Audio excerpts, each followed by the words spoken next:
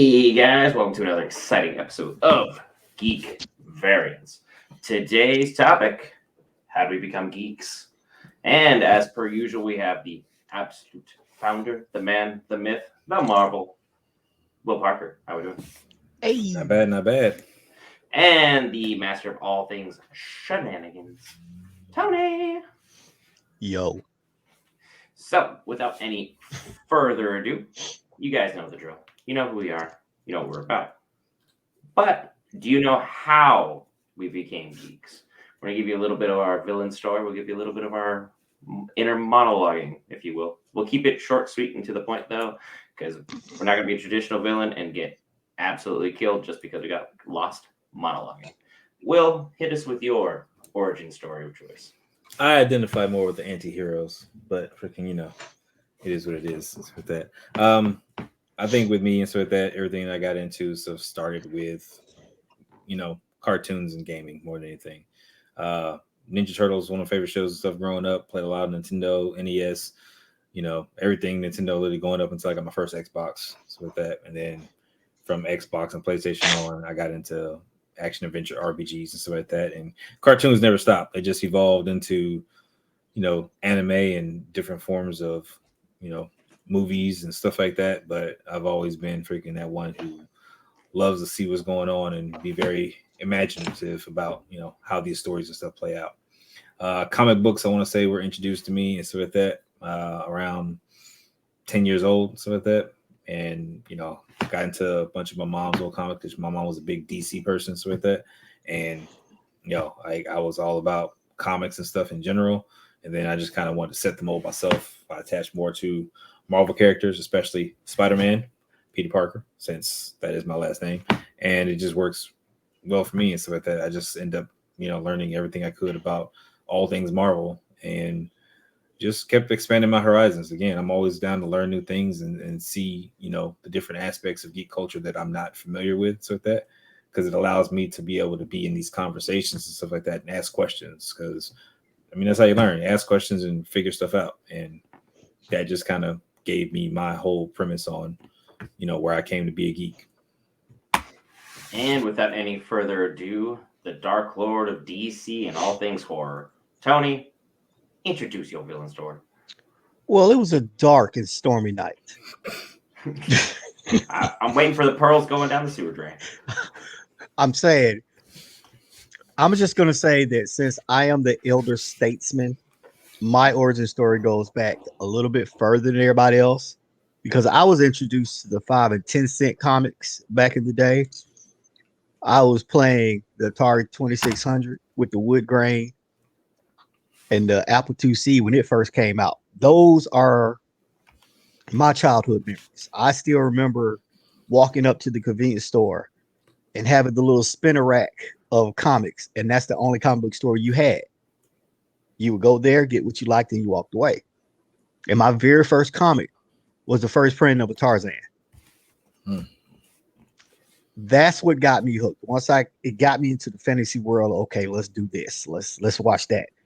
And then I started getting into Marvel because in my area, DC wasn't a thing for us. They only sold Marvel comics.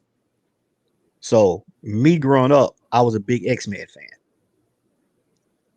Everybody was like, oh, Wolverine this, Storm, Jean Grey. Nah, I was all about Cyclops. That's my guy and has always been my guy. So I grew up on Cyclops. As I got older and could travel further, I then discovered DC. And I have gravitated more toward DC about 40 years now. So I'm that DC guy.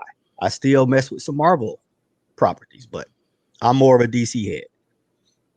I do some gaming. I'm not as a bigger gamer as I used to be just because kids get in the way, my kids, especially because they're like me and they annoy me at times. I love them, but that's just how it is. But that movies, I'll watch a movie and I'll tell you everything about it. I will tell you what you should watch and what you shouldn't watch. And I've never had anybody come back to me and tell me I was wrong about a movie. So that's what I'm kind of hang my head on. It's pretty much it for me.